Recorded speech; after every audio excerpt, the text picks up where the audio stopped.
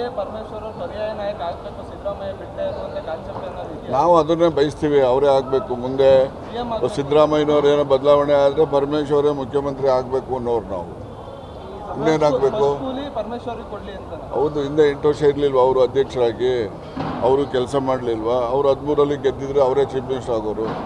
ಅವ್ರು ಗೆಲ್ಲಿಲ್ಲ ಅವಾಗ. ಈಗ ಅದು ಹಳೆ ಕೂಲಿ ಅವ್ರದ್ದು ಬಾಕಿ ಐತಲ್ಲ. ಯಾರು ಏನು ಬಿಟ್ಕೊಳಕ್ಕೇನು ಸಿದ್ದರಾಮಯ್ಯವ್ರ ಮನೆ ಆಸ್ತಿನ? ಅಧಿಕಾರ ಯಾರ ಆಸ್ತಿನೂ ಅಲ್ಲ, ಜನರು ಕೊಡೋ ಅಂಥ ಭಿಕ್ಷೆ.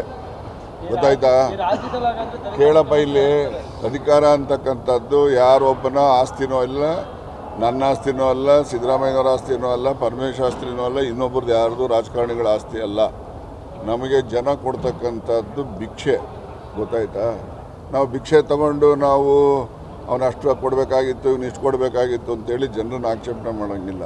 ನಮಗೆ ಅಧಿಕಾರ ಅಂತಕ್ಕಂಥದ್ದು ಪ್ರಜಾಪ್ರಭುತ್ವ ವ್ಯವಸ್ಥೆಯಲ್ಲಿ ಜನ ಕೊಡ್ತಕ್ಕಂಥ ಒಂದು ಅವಕಾಶ.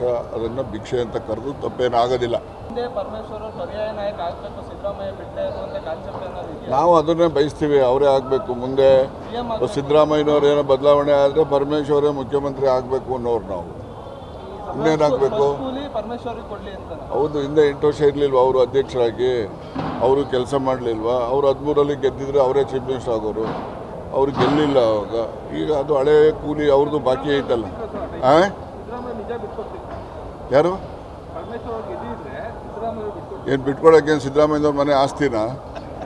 ಅಧಿಕಾರ ಯಾರ ಆಸ್ತಿನೂ ಅಲ್ಲ, ಜನರು ಕೊಡೋ ಅಂಥ ಭಿಕ್ಷೆ. ಗೊತ್ತಾಯ್ತಾ?